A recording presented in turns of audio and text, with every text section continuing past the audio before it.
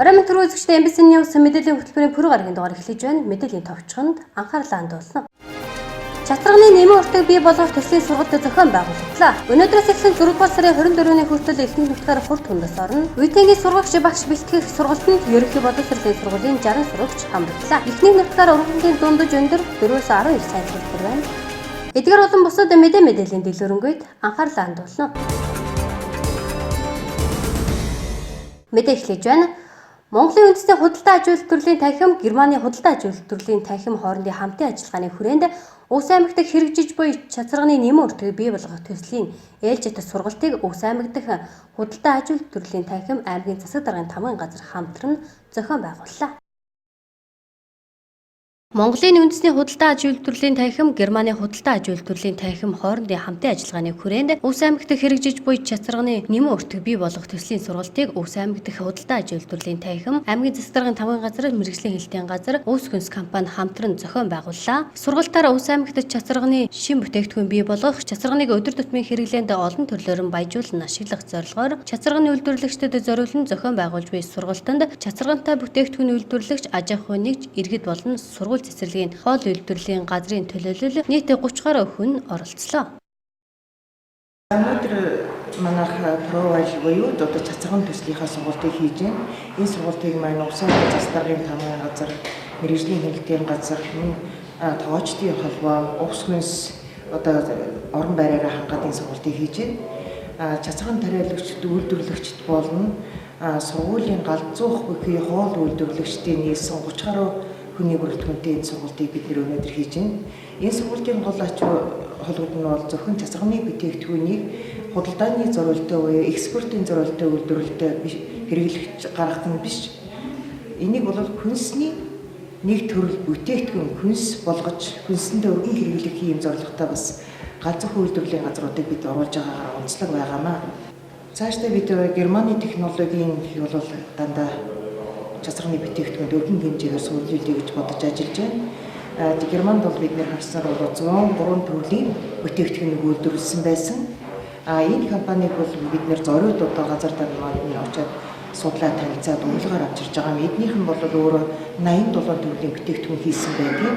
Тэгэд энэ бүтээгдэхүүнээс бид 87 биш юм аа гэтэл 7-8 төрлийн бүтээгдэхүүнийг хийж газар дээр суурьшуулах мөн өөрсдийн хэрэгцээтэй хэрэглэх ийм зорилготой энэ сургалтыг хийж байгаамаа.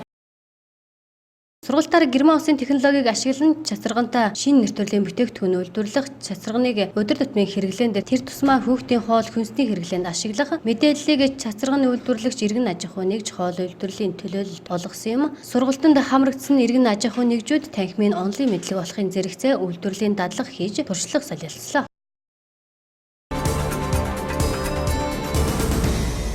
Дараагийн мэдээ.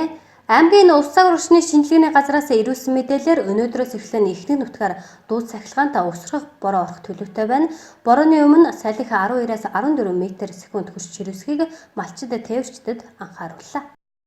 Аймгийн Өвс цаг урагшны шинжилгээний газраас орой өдрүүдийн цаг гарын мэдээллийг танилцууллаа. Өнгөрсөн 6 дугаар сарын 13, 14-ний өдрүүдэд аймгийн эхнэх нутгаар 3.5-аас 51.2 мм-ийн хурд дундас орсон. Энэ 7 өнөختөч аймгийн эхнэх нутагт хурд дундас орох төлөвтэй байна. Тухайлбал өнөөдөр Тэс сумын нутгаар, 21-нд Давст баруун турун түргэн цагаан архан зүй хангаа сумын нутгаар, 22-нд Улаангом Хиргас зүй хангаа сумын нутгаар хүчтэй Аадар бороо орж, гол морины усны түвшин богино хугацаанд нэмэгдэх төлөвтэй байна. Дууд цахилгаантай борооны өмнө салхи 12-аас 14 м/сек хүрч ширүүснэ.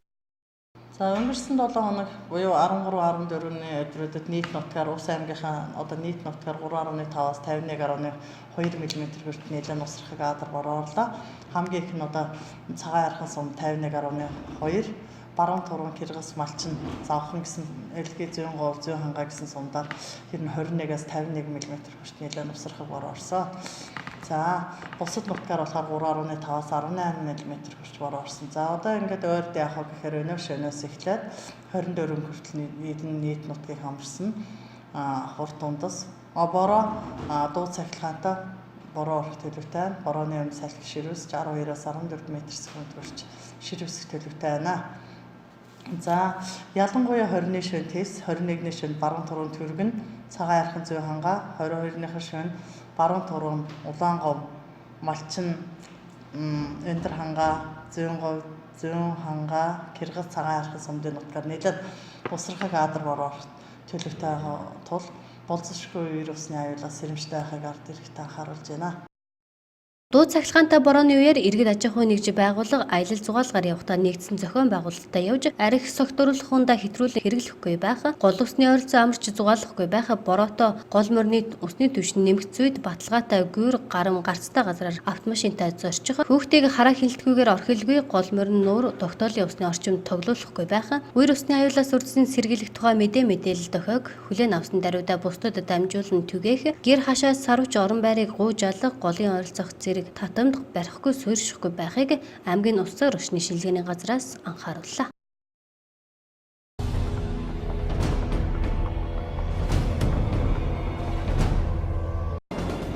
Монгол улсад онцгой байдлын байгууллага өсөж нэгдсэн тогтолцоонд шилжсэний 15 жилийн ойн түүхэн өдөр өнөөдөр тохиож байна. Монгол Улсын засгийн газрын 2004 оны 1-р тогтоолоор галт өмөртэй тэмцэх газар, улсын иргэний хамгаалтын газар, улсын нөөцийн газруудыг нэгтгэж, гамшиг ослоос урдчин сэргийлэх, авраа хамгаалах, хойшлуулшгүй сэргээн босгох үйл ажиллагааг бүдэрдэн зохион байгуулах чиг зорилго бүхий онцгой байдлын албыг байгуулж байсан түүхтэй түүхийн энэ хугацаанд гамшигаас хамгаалах үндэсний чадварыг бэхжүүлэх, гамшигтай тэмцэх, эрен хайх, аврах, хоруршгийг арилгах, хойшлуулшгүй сэргээн босгох ажиллагааг дэлхийн нийтийн хөгжлийн чиг хандлагад нийцүүлэх онцгой байдлын байгууллага түүний харьяа анги салбарыг олон улсын байгууллагын жишгт ойртуулна, орчин үеийн мэргэжлийн байгууллага болгоно хөгжүүлэх эрх зүйн орчин бүрдүүлсэн юм. Онцгой байдлын албаа хаагчид хүн ардынхаа амнаас эрүүл мэнд, эд хөрөнгө, мал амьтад хүрээлэн байгаа орчноо гамшиг ослоос хамгаална, улс орныхоо тогтвортой хөгжлийг хангах ариун нэргээ нэр төртөө биелүүлж ирсэн нэг томоохон илэрлэл нь 15 жилийн хугацаанд онцгой байдлын байгууллагын албаа хаагчид 17,012 эрдэнэт хүний амнаас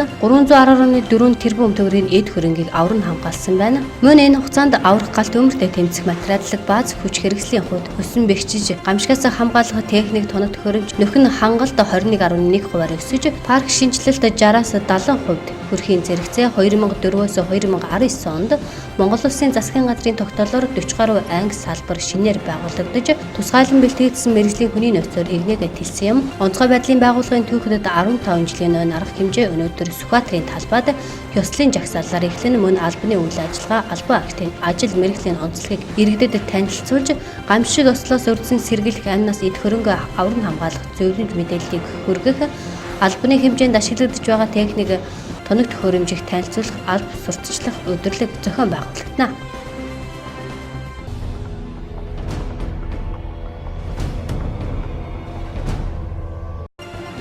Хяналттай шалгалт хийсний үндсэн дээр ашигт малтмлын тусгай зөвшөөрлийг хүчингүй болгох, цуцлах талаар мэргэжлийн хяналтын байгууллага улсын байцаагчийн гаргасан санал дүгнэлтийг хууль тогтоомжийн дагуу шуурхай шийдвэрлэж байхыг байгаль орчин аяж үйлчлийн яамны сайд Цэрэнбат Сумья Базар аймаг нийслэлийн засаг дарга нарт үүрэг болголоо. Өнгөрсөн онд 122 тусгай зөвшөөрлийг цуцлуулахаар яам агентлаг засаг дарга нарт улсын байцаагчийн дүгнэлт хөргүүлсэн байна.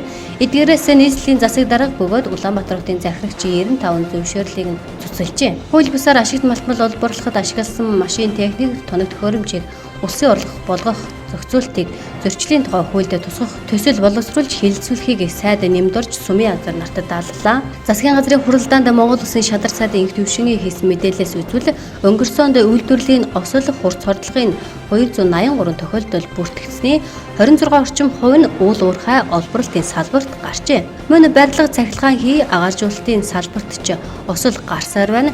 Энэ онд гихтэл Эко Алтан заамар компанид гарсан ослын улмаас 5 бүхэн хөдөлмөрийн аюулгүй байдал, аюулгүй ажиллагааг хангаагүйгээс төв цэвэрлэх байгууламжийн 4 ажилтны амиа алдсан харамсалтай хэрэг гарсан. Цаашид аймаг нийслэл сум дүүрэгт байгаа цэвэрлэх байгууламжийн шинжилэл, ашиглалтын хэвийн нөхцөл, аюулгүй байдлыг хангуулж ажиллах нь чухал юм.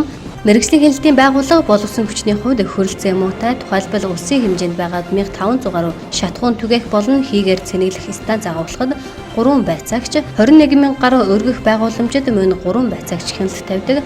Түнчлэн идэвхтэй үйл ажиллагаа явуулдаг 80 гаруй мянган аж ахуйн нэгжид хөдөлмөрийн хяналтын 66 байцаагч хяналт тавьдаг байна. Иймээс хяналт шалгалтын чадварх хүртээмжийг нэмэгдүүлэх зорилгоор шаардлагатай багаж тоног төхөөрөмжөөр хангаж улсын байцаагчийн орон тоог эх оноос нэмэхээр шийдвэрлэжээ.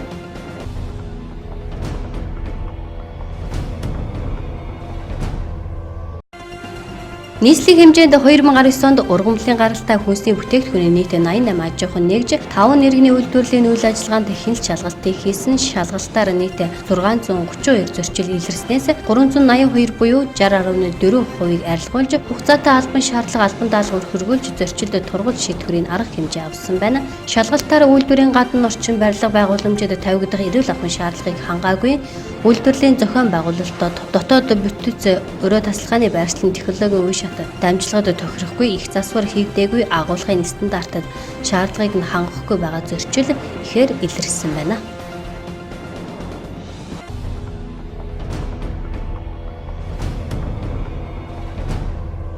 Дараагийн мэдээ аймгийн засаг даргын тамгын газар гэр бүл хүүхэд залуучдын хөгжлийн газар Монголын гэр бүлийн сайн сайхны нийгэмлэгтэй хамтран үеийнгийн сургагч багш бэлтгэх 2 өдрийн сургалтыг зохион байгуулж байна. Сургалтаар өсвөр үеийн залуучуудад бэлгийн боловсрол олгох, үеийнгийн сургагч нарыг бэлдэх, үеийнгийн сургагчаар дамжуулж өсвөр үеийн залуучуудад альва эрсдлээс урьдчилан сэргийлэх, эрүүл мэндийн боловсрол олгох чиглэлийн хүрээнд сургалт зохион байгуулагдлаа. Аймгийн залуучуудын дэд хөтөлбөрийн хүрээнд аймгийн засаг даргын тамгын газар гэр бүл хүүхэд залуучдын хөгжлийн газар Монголын гэр бүлийн сайн сайхны нийгэмлэгтэй хамтран үеийнгийн сургагч багш бэлтгэх 2 өдрийн сургалтыг зохион байгуулж байна. Сургалтанд 19 сумын ерөнхий боловсролын сургуулийн 8-аас 9-р ангийн 60 сурагч хамрагдаж байна. Сурагчид сургалтаар гендер ба гендертэй суурилсан хүчирхийлэл, өсвөр үеийн нөхөн өрчгийн эрүүл мэндийн боловсрол, өөрийн үеийнгийн найз нөхдөд мэдээлэл өгөх сургалт зохион байгуулах, ганцаарчлсан зөвлөгөө өгөх чадварыг эзэмших юм а. За тэгэхээр Монголын гэр бүлийн сайн сайхны нийгэмлэгээс нэгдсэн үндэсний байгууллагын хүн амын сангийн дэмжлэгтэйгээр аймгийн нэгдсэн эмнэлэг эрүүл мэндийн газар өсвөр үеийн клиникээс хамтраад бид 3 өдрийн сургалтаа ингээд амжилттай зохион байгууллаа. За сургалтанд маань нийтдээ 25 хүүхэд, за сургуулийн нийгмийн ажилтан, эмч нарын төлөөлөл ингээд 5 хүн гээд нийтдээ бид ингээд 30 хүнийг бэлтгэлээ. За сургалтанд оролцсон хүүхдүүд маань болохоор өөрсдөө сайн дураараа оролцсон. За энд нэгдүгээрт оролцсноороо болохоор бэлгийн болон нөхөрчгүй эрүүл мэндийн тодорхой мэдлэг ур чадваруудыг эзэмшээд тэд одоо ингээд багаар одоо зуныхаа амралтаар мөн одоо хичээл эхлэнгүүд өөрийн үеийнгийн найз нөхдөдөө одоо бэлгийн болон нөхөрчгүй эрүүл мэндийн мэдээлэл өгөх, тэдэнд одоо бэлгийн эрүүл мэндтэй холбоотой асуудлаар ганцаарсан зөвлөгөө өгөх, за шаардлагатай хүүхдүүдийг өсвөр үеийн клиникийн эмч зөвлөгчдөө дуучлах, бэлгийн замаар дамжих халдварын кабинетэд зуучлах, тэгээд баг хамт олноороо нийлээд тодорхой одоо сургалтуудыг зохион байгуулж өсвөр үеийн залуучуудынхаа тулгамдж байгаа асуудлуудыг одоо шийдвэрлэхэд дэмжлэг үзүүлэх юм боломжтой болгож одоо сургасандаа маш их баяртай байна. За тэгээд өнөөдөр одоо аймгийн гэр бүл хүүхд залуучдын хөгжлийн газар, за аймгийн одоо нийгэм бодлогын хилцтэй засаг даргын тамгын газрын дэмжлэгтэйгээр Монголын гэр бүлийн сайн сайхны нийгэмлэг нэгдсэн үндэсний байгууллагын хүн амын сангийн дэмжлэгтэйгээр бэлгийн боловсрол, нөхөн өрчгийн эрүүл мэндийн боловсрол олгох, мэдээлэл өгөх сургалтыг аймагуудад шат дараалтаа зохион байгуулж байгаа бөгөөд эхний сургалтыг аймгийн нэгдсэн эмнэлэг эрүүл мэндийн газартай хамтран аймгийн төвийн ерөнхий боловсролын сургуулийн сурагч, нийгмийн ажилтан, эмчийг хамруулан зохион байгуулсан бол өнөөдөр 2 дахь шатны сургалтыг аймгийн засаг даргын тамгын газрын нийгмийн бодлогын хэлтээс аймгийн гэр бүл хүүхэд залуучдын хөгжлийн газартай хамтран сумдын ерөнхий боловсролын сургуулийн сурагчид болон гэр бүл хүүхэд залуучдын асуудал хариуцсан мэргэжилтнүүдэд зохион байгууллаа.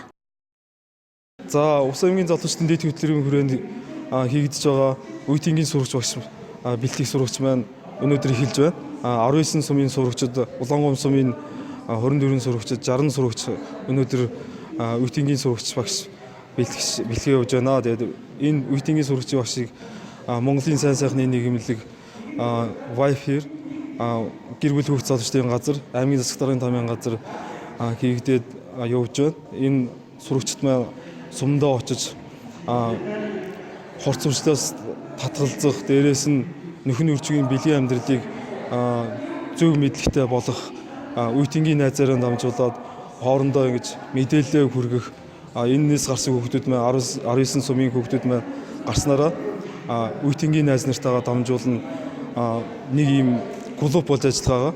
Эндээс манай байгууллага арга зүгээр хангаад ингээд явах юм аа. Тэгэхээр энэ хүүхдүүд маань үеийнгээр найзуудаараа дамжуулаад бэлгийн нөхөн үржигийн зөв мэдлэгтэй, хорц урсаас зөв хэрэглээтэй, байгаль орчиндөө ээлтэй ийм хүүхдүүд болж бэлтгэх ийм хүүхдүүд байгаамаа. Тэгээд бид нартай хамт Монголын сайн сайхны нийгэмлэг Wi-Fi ах эгч нар маань энэ хүүхдүүдийг 2 өдөр маш сайн сургаж өгөө явах юм аа. Энэхүү сургалт нь өсвөр үеийнхэнд бэлгийн боловсрол олгохоос гадна аймаг орон нутагт гараад байгаа бэлгийн замын халдвар төвшнийг бууруулах, өсвөр үеийнхний өмнө тулгамдж байгаа асуудлыг шийдвэрлэх, гендерийн тэгш байдлыг хангах, үе тэнгийн сургагч багшаар дамжуулан өсвөр үеийнхэнд мэдээлэл хүргэх зорилготой юм а. Дараагийн мэдээ. Энэ жил аймгийн ихэнх нутгаар хур тундас элбэгтэй байна. Нутгийн ихэнх хэсгээр ургамлын дундаж өндөр 4-өөс 12 см, бэлчээрийн ургамлын ургац T.2-аас 3.9 цм гавь. Өнгөрсөн жилийг бодоход хур тундасны хэмжээ энэ жил нэмэгдсэнтэй холбоотойгоор зуншлага ихэнх нутагт сайхан болох төлөвтэй байна. Энэ жил 4-р сараас эхлэн ургамал цухиж уйтны төрлийн хялган ботвол 5-р сарын сүүлчээр залаалт нь эхэлсэн. Өнөөдрийн байдлаар ургамлын дундаж өндөр нийт нутгаар 4-өөс 12 см, бэлчээрийн ургамлын ургалтын байдал T.2-аас 3.6 цм га байна. Бэлчээрийн ургамал малчин баруун түрүүнд өвнөгөө завхан, давст 100% зүй хангаа Хирос сумын нутгаар сайн, түргэн наран булаг өндөр хангаа улаан сумын нутгаар хэвийн, ховд бөхмөрн сагил сумын зарим газраар дунд зэргийн үнэлгээтэй байна. Ус аймгийн нутгаар одоо бэлчээрийн ургамал 4-р сарын ихээр цухиж, уйтны төрлийн одоо хялган ботвол 5-р сарын сүүлчээр одоо залаалт болсон. Ургамлын дундаж өндөр нийт нутгаар одоо 4-өөс 12 см, ургамлын бэлчээрийн ургамлын ургац одоо 0.2-аас 3.9 цм га байна. Бэлчээрийн ургамлын ургалтын байдлыг одоо 6-р сарын 19-ны байдлаар одоо малчин, баруун түрүүн, өмнөгөө, завхан, давст 100%, зүй хангаа, Улгийн Хиргас цагаан хайрхан сумдын нутгаар ихэнх нутгаар түргэн наран булаг өндөр хангаа Тис улаан гомын зарим сумдын нутгаар одоо хэвийн сайн зуншлагтай байна. Ховд бөхмөрн сагил сумын сумдын нутгаар бол одоо дунд зэрэг үнэлгээтэй байна. Энэ 13-наас 14-ний хооронд одоо бороо орж одоо зуншлаг сайжирч байгаа. Харин одоо энэ 6-р сарын уранслын дундаж хэмжээнд буюу тунцтай байгаа нь нэлээд нааштай үзүүлэлт болж байна. Ургамлын ургалтанд сайнаар нөлөөлж байна. Цаашдаа одоо 7-8 дугаар саруудад өнөө иймэрхүү тунцтай онцгой халдгүй байгааг үзэхэд одоо зуншлах сайжрах төлөвтэй байна. Энэ жилийн хувьд бол 3 дугаар сард дулаан салхишуурт ихтэй байсан ч одоо цасан бөрхөл эрт арилж хөрсний өмнө гиссэн үе давхрын чиглэлийн урьдчилтыг нэмэгдүүлэх нөхцөл бүрдүүлсэн учраас одоо ургамлын ургалтанд сайнаар нөлөөсөн.